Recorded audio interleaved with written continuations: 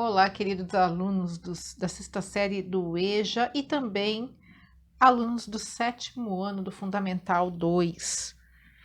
Eu sou a professora Janes e neste vídeo nós trabalharemos as atividades das semanas 5 e 6, que é a respeito dos números inteiros. Para a gente falar sobre números inteiros, é preciso falar sobre os outros conjuntos numéricos que surgiram antes desses números inteiros. Então, vamos fazer uma retrospectiva aqui. Bom, primeiro conjunto numérico que existiu foi o conjunto dos números naturais, que eram os números que naturalmente a gente contava, o que a gente conta, né? Que possui os elementos 0, 1, 2, 3, 4, 5, 6, 7, 8, 9, 10, infinito.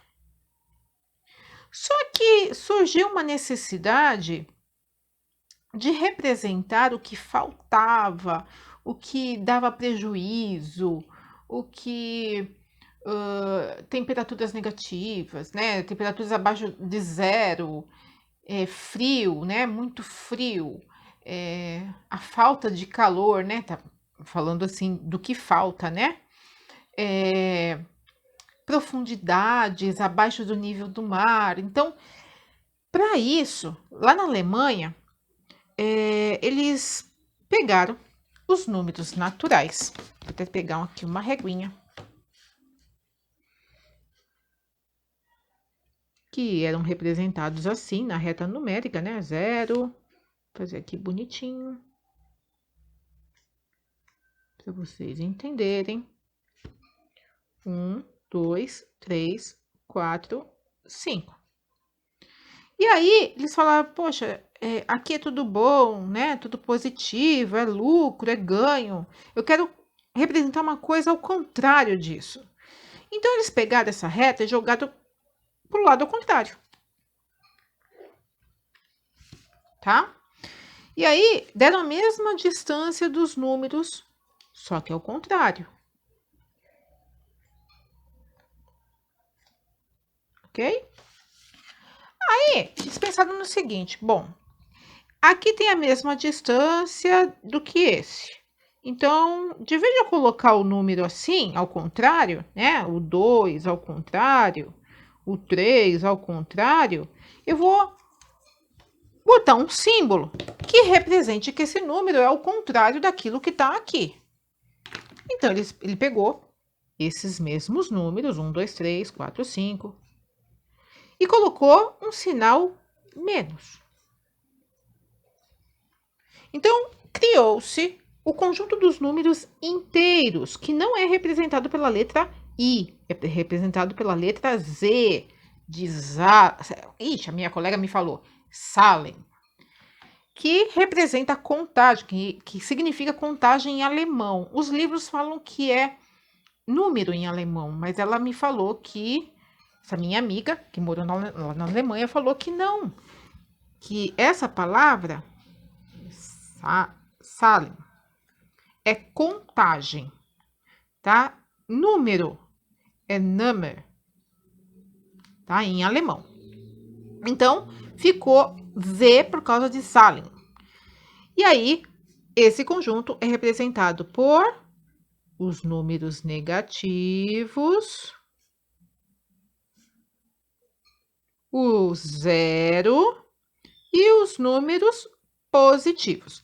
Esses números que estão aqui, eles podem ou não vir junto do sinal positivo, mais, tá? Eles são os números inteiros positivos. Para o lado de cá, nós temos então os números inteiros negativos. O 0 não é nem positivo e nem negativo. Portanto, ele não tem sinal, tá? Então, Número inteiro negativo sempre tem um sinal de menos. Número inteiro positivo pode vir ou não acrescido do sinal mais. E o zero não é positivo nem negativo, é um número neutro, ele não tem sinal, ok? Então, tudo isso está sendo falado aqui, ó. Tá bom? Bom, ele está falando também de sucessor e antecessor.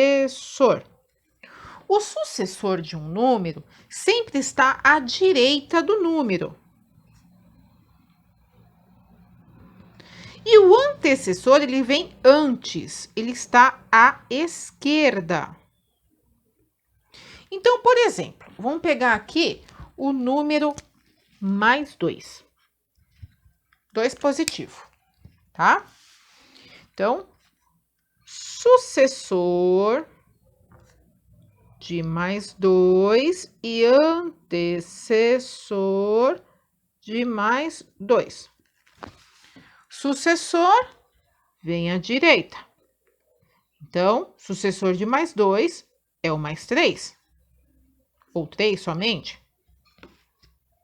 E o antecessor de mais 2 é o que vem antes, né? Antes, olha aqui, ó.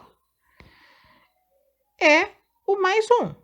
Ou somente 1. Você não vai me colocar mais 3 ou 3, tá? Você coloca um dos dois somente, tá bom? Agora, vamos ver o que acontece com o número negativo. Sucessor de menos 2. E o sucessor de... Opa, aqui não é sucessor, é antecessor. Antecessor de menos 2. Olha lá, vamos olhar na reta. Sucessor de menos 2, ele está à direita. A direita do menos 2 é o menos 1. E o antecessor de menos 2 é o que vem antes. Então, é o menos 3. Olha aqui. O sucessor de mais 2 é 3. O sucessor de menos 2 é menos 1. O antecessor de mais 2 é o que vem antes, mais 1. O antecessor de menos 2 é menos 3. O que acontece nos positivos, acontece ao contrário nos negativos, tá bem? Não vai esquecer disso. Negativo é sempre ao contrário, tá bem? Mais uma coisinha, vamos ver aqui, ó. Sucessor, antecessor. Falamos sobre isso. Para que servem os números inteiros? Os números inteiros estão presentes até hoje em diversas situações do cotidiano da humanidade, como para medir temperaturas, contar dinheiro, marcar as horas, etc. Aí tem uma historinha aqui da turma da Mônica. Eu fiz uns desenhozinhos aqui.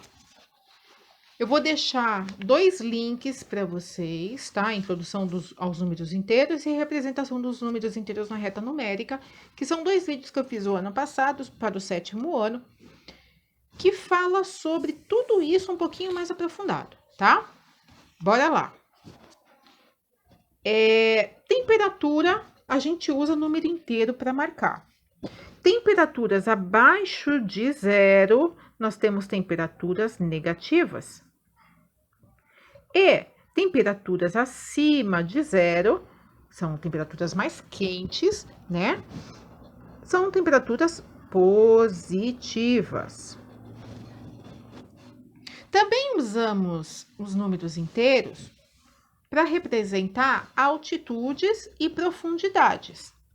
Então, aqui eu representei uma colina, uma montanha, sei lá como que é o nome disso daqui, professor de geografia que me corrija depois. Eu tenho o nível do mar aqui, tá?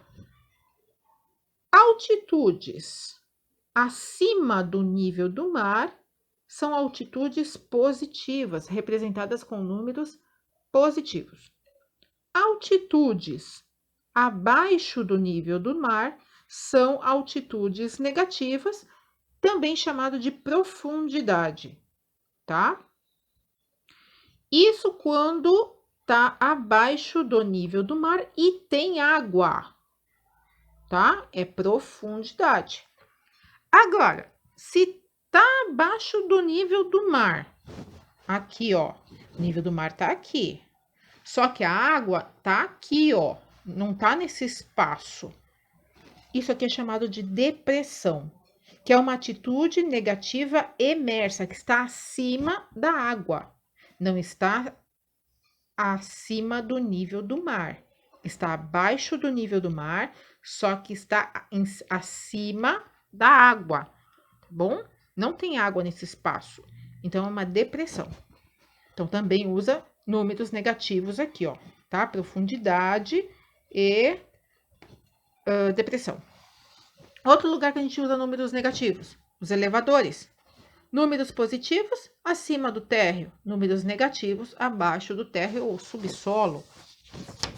Onde a gente usa também? Na movimentação financeira.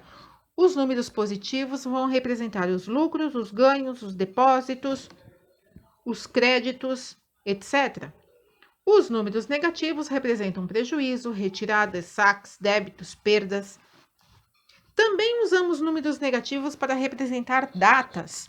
Antes de Cristo são representados os números negativos, são representados com números negativos, né? Por exemplo, menos 500 anos antes de Cristo. E nós temos aí depois de Cristo, que representa, então, que é representado por números positivos. Por exemplo, esse ano de agora, 2021, positivo, tá? 2021 depois de Cristo, certo? E também temos os movimentos. Números positivos são representados representam subir, avançar, e os números negativos representam descer e recuar, tá? Então, essas são algumas coisas que a gente usa no dia a dia aí com números negativos e positivos, que são os números inteiros. Beleza? Vou voltar para minha folhinha aqui.